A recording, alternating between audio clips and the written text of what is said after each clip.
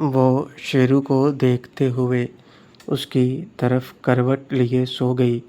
ایک بار پھر رات کو نکت کو وہی خواب آیا جس میں وہ شیرو کے ساتھ ایک معشوقہ کے روپ میں پیار کر رہی تھی، اور نیند میں ہی وہ شیرو کے ساتھ چپکتے ہوئے اس میں سما گئی۔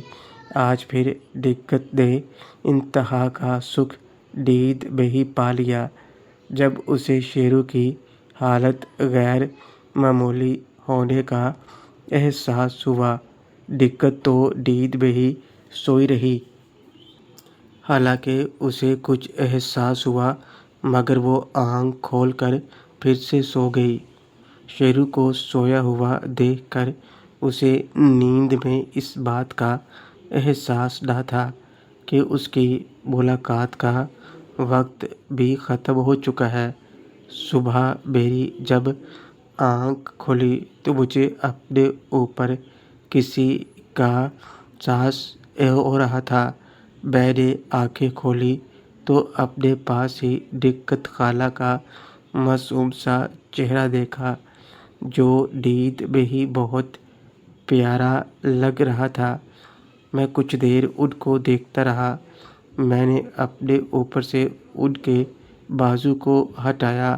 ان کی ٹانگ میری کمر پر چڑھی ہوئی تھی۔ جیسے ہی میں ان کی ٹانگ ہٹانے کے لیے ان پر ہاتھ رکھا تو مجھے کرنٹ لگا، کیونکہ وہ بالکل بے پردہ تھی۔ میرے ہاتھ ان پر لگتے ہی کانپنے لگے۔ نہ چاہتے ہوئے بھی مجھے کچھ ہونے لگا۔ میں نے دل مضبوط کرتے ہوئے خالہ کی ٹانگ کو اوپر سے ہٹایا اور پیچھے کو کھسک گیا۔ میں اٹھ کر بیٹھ گیا۔ ایک پل میں ہی ساری نیند ہوا ہو گئی تھی۔ میں نے نکت خالہ پر نظر ماری تو دیکھ کر مجھے پسینہ آنے لگا۔ نکت خالہ کروٹ کے بل لیٹی ہوئی تھی اور اوپر والی ٹانگ گھٹنے سے موڑی ہوئی تھی۔ نکت خالہ کی خوبصورتی دن کی روشنی میں اس طرح نمایاں تھی جیسے چاند کی طرح چمکدار کوئی چہرہ ہو۔ پتہ نہیں کس جادو میں بندھا میں خود کو روک نہیں پا رہا تھا۔ اپنے آپ ہی میرا ہاتھ نکت خالہ پر چلا گیا۔ اتنی نزاکت شاید کسی اور میں نہیں تھی جتنی نزاکت نکت خالہ میں تھی۔ میری نظر جیسے جیسے نکت خالہ پر جا رہی تھی، میرے 15 طبق روشن ہو رہے تھے۔ وہ با پردہ ہو کے بھی بے پردہ تھی۔ یہ دیکھتے ہی مجھے ایک اور جھٹکا لگا اور میں نے اپنے ہاتھ کی مٹھی کو بند کیا تو خالہ ہڑبڑا گئیں اور ادھر کوئی دروازہ پیٹنے لگا۔ میرا تو دل منہ کو آ گیا جب نکت خالہ نے اٹھتے ہی میری طرف دیکھا۔ میرا ہاتھ خالہ پر تھا پر میرا دل زور زور سے دھڑک رہا تھا۔ شرم سے میری نظریں جھک گئی تھیں۔ ادھر دروازہ ابھی بھی بج رہا تھا۔ نکت خالہ، ارے تم اٹھ گئے، دیکھو ذرا دروازے پر کون ہے۔ میں ایک جھٹکے سے بیڈ سے نیچے اترا اور دروازے کی طرف لپکا۔ تب تک نکت خالہ نے بھی اپنی حالت ٹھیک کر لی تھی۔ میں نے دروازہ کھولا تو سامنے صابرہ خالہ تھی۔ صابرہ خالہ، ارے اٹھ گئے تم دونوں، مجھے لگا ابھی سو ہی رہے ہوگے۔ اچھا ہوا اٹھ گئے۔ چل نکت، آ نیچے، میں چائے بنانے لگی تھی، تو آرام کر، ابھی تو 6 ہی بجے ہیں۔ شیرو، نہیں خالہ، میں چھت پر جا رہا ہوں، تھوڑی دیر ایکسرسائز کر لیتا ہوں۔ اتنا کہہ کر میں کمرے سے نکلا اور چھت پر چلا گیا۔ مجھ میں ہمت نہیں ہو رہی تھی نکت خالہ سے نظریں ملانے کی۔ اس لیے اوپر چلا گیا۔ شیرو کا اس طرح جلد بازی میں اوپر جانا صابرہ کے من میں شک پیدا کر رہا تھا۔ اوپر سے نکت بھی اپنی حالت ٹھیک کر رہی تھی، مگر نکت کی حالت سے صابرہ کو ایک بات سمجھ آ گئی تھی کہ دونوں کے درمیان کچھ نہیں ہوا، ورنہ نکت سے چلا بھی نہیں جانا تھا۔ اتنا تو اسے شیرو کے ساتھ ملاقات کر کے پتہ چل چکا تھا۔ صابرہ نکت کے پاس آئی اور اسے غور سے دیکھنے لگی۔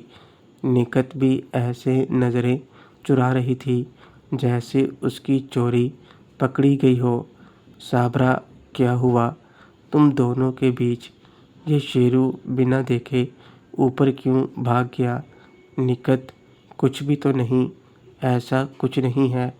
وہ کہہ کر تو گیا ہے کہ ایکسرسائز کرنے جا رہا ہے۔ صابرہ، اگر کچھ نہیں ہوا تو ایسے کیوں ہڑبڑا رہی ہے؟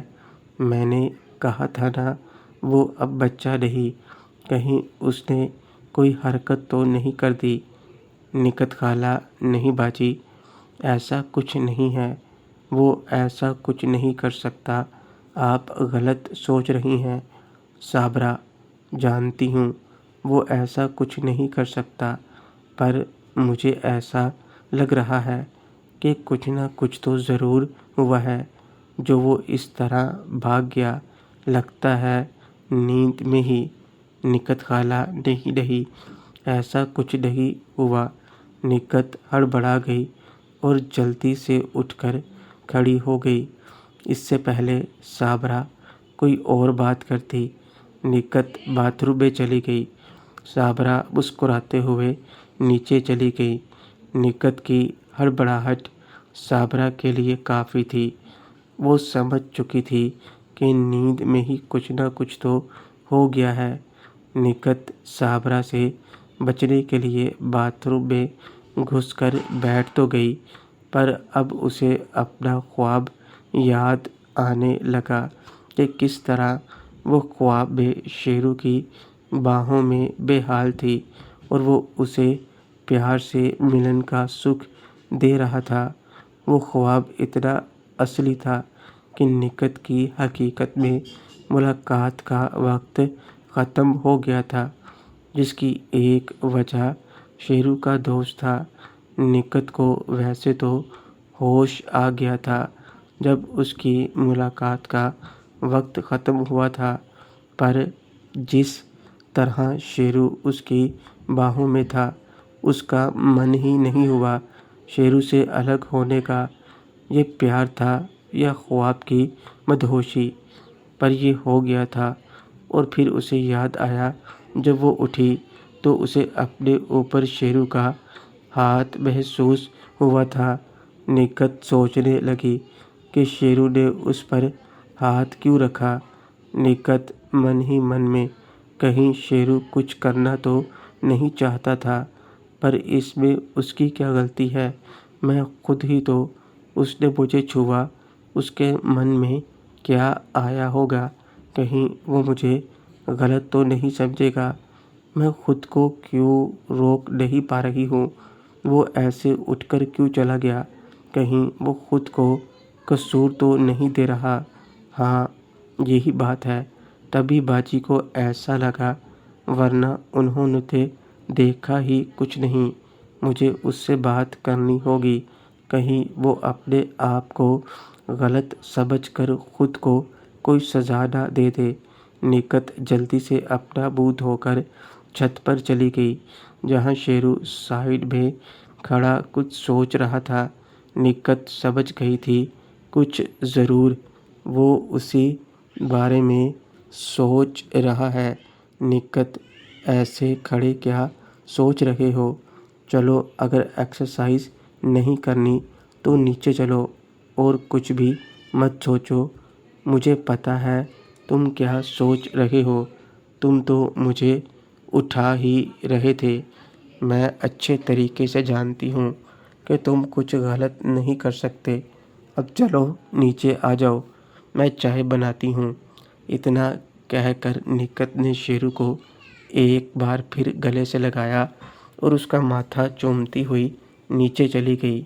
میں چھت پر کھڑا اپنی اس حرکت کے بارے میں سوچ رہا تھا کہ میں خود کو کنٹرول کیوں نہیں کر پایا۔ آخر میں نے کیسے وہ حرکت کر دی؟ نکت خالہ کیا سوچ رہی ہوگی؟ وہ مجھے کتنا گھٹیا انسان سمجھنے لگی ہوگی۔ میں من ہی من میں نہ جانے کیا کیا سوچ رہا تھا، اور مجھے یہ بھی ڈر لگنے لگا تھا کہ کہیں وہ غصے میں آ گئی تو شاید میں مہرین سے بھی بات نہ کر پاؤں۔ پتہ نہیں کیسی کیسی باتیں میرے دماغ میں تھوڑی دیر میں ہی آ گئی تھی، جو مجھے ڈر اور خوف میں مبتلا کیے جا رہی تھیں۔ پر تھوڑی دیر میں نکت خالہ نے مجھے گلے لگا کر جو کہا، اس کے بعد تو میرا من ایک دم سے پرسکون ہو گیا۔ نکت خالہ کی بات سے مجھے پتہ چل گیا کہ انہوں نے مجھے غلط نہیں سمجھا۔ وہ یہی سوچ رہی تھیں کہ میں انہیں جگا رہا تھا۔ حالانکہ اتنا کہنے سے ہی میرا ڈر تو ختم ہو گیا، پر اب مجھے شرمندگی محسوس ہو رہی تھی۔ میں نے یہ کیا کر دیا؟ نکت خالہ میری ماں جیسی تو تھیں، اور میں ان کے ہی ساتھ یہ سب۔ میں نے ماں کو تو نہیں دیکھا، پر میری ماں اور نکت خالہ ایک جیسی ہی تھیں، تو نکت خالہ میں ہی میں ماں کو دیکھتا تھا۔ ویسے بھی نکت خالہ نے خود بتایا تھا کہ انہوں نے مجھے دودھ پلایا ہے، اس ناطے بھی وہ میری ماں ہی تھیں۔ میں خود کو کوستا رہا۔ نکت خالہ مجھے نیچے آنے کا کہہ گئی تھیں، لیکن میں ان کا سامنا کرنے سے کترا رہا تھا، اس لیے ایکسرسائز کرنے لگا۔ ایکسرسائز کرنے کے بعد جب میں نیچے آنے لگا تو دیکھا صبا کے کمرے کا دروازہ بھی بند ہے۔ میں نے سوچا انہیں جگا دیتا ہوں۔ دروازہ کھول کر جب میں اندر گیا تو بیڈ پر صبا کے ساتھ مہرین بھی سو رہی تھی۔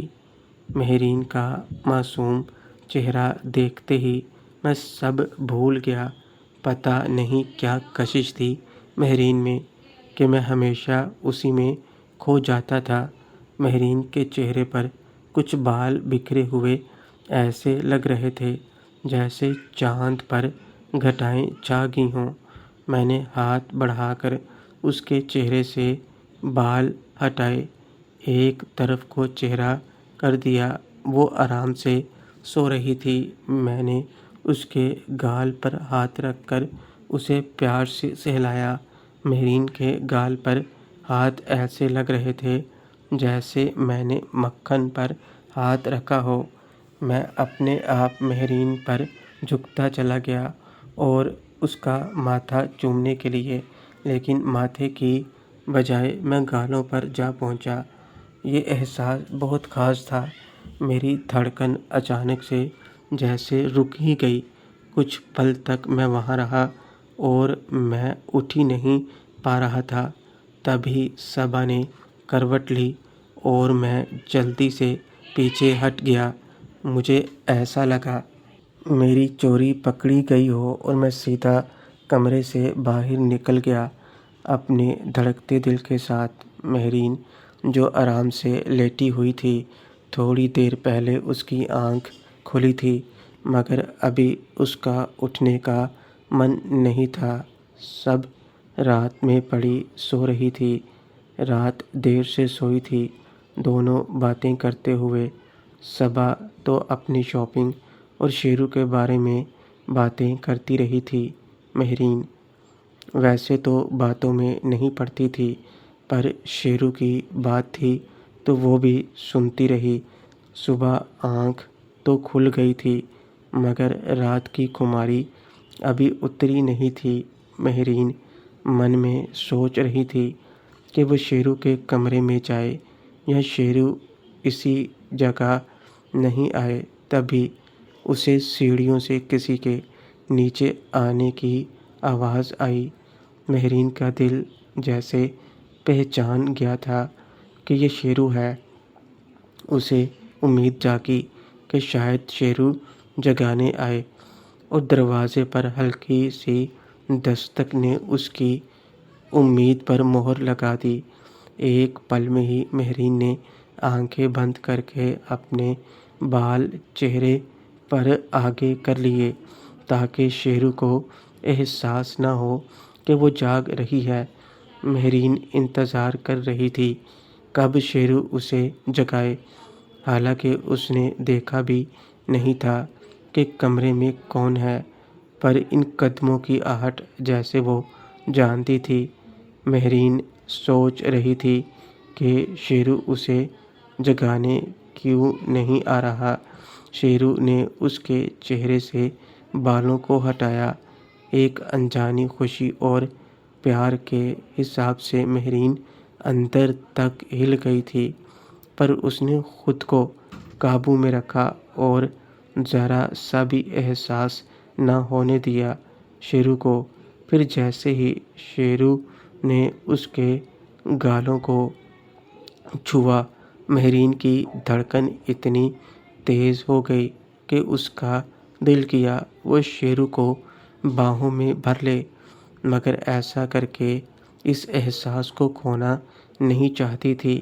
لیکن جیسے ہی صبا نے کروٹ لی اور شیرو چوروں کی طرح ڈر کر بھاگ گیا، مہرین کا تو سارا مزہ ہی خراب ہو گیا۔ دروازے کی آواز سے اس نے اپنی آنکھیں کھولیں اور اپنے گال پر ہاتھ رکھ کر مسکرانے لگی۔ مہرین بدو کچھ پل اور نہیں رک سکتے تھے، ہر بار خود ہی کر کے بھاگ جاتے ہو، نہ کبھی پوچھتے ہو نہ بتاتے ہو۔ دیکھ لینا جب میری باری آئے گی تو کیسے ستاتی ہوں تمہیں۔ مہرین اپنے خیالوں میں کوئی یہ بڑبڑا رہی تھی جو شاید صبا کے کانوں میں پڑ گیا، پر نیند میں ہونے سے اسے سمجھ نہیں آیا۔ صبا کیا ہوا؟ کسے ستانے کی بات کر رہی ہو؟ مہرین کچھ نہیں، آپ سو جاؤ آرام سے سونا بھی نہیں آتا آپ کو۔ مہرین اپنا گال چلاتے ہوئے اٹھی اور باتھ روم میں گھس گئی۔ دن کی شروعات تو اچھی ہو ہی گئی تھی، اب کالج کے لیے بھی تیار ہونا تھا۔ صبا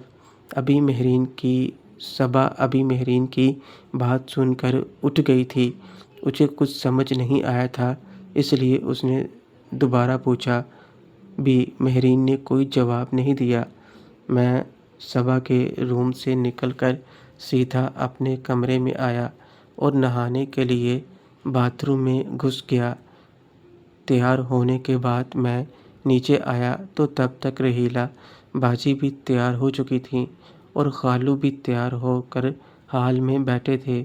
نکت خالہ اور صابرہ خالہ کچن میں لگی ہوئی تھیں، میں تو بس خاموشی سے نظریں نیچے کیے بیٹھا تھا۔ نکت خالہ نے خالو کو ناشتہ دیا اور مجھ سے بھی پوچھا، لیکن میں نے نظریں نیچے کیے ہی جواب دیا۔ ناشتہ کرتے کرتے صبا اور مہرین بھی آ گئیں۔ محترم ناظرین اور سامعین، اس کہانی کا باقی حصہ اگلی آنے والی ویڈیوز میں پیش کیا جائے گا۔ اگر آپ کو ویڈیو اچھی لگے، ویڈیو کو لائک اور ہمارے چینل کو سبسکرائب ضرور کریں۔ شکریہ۔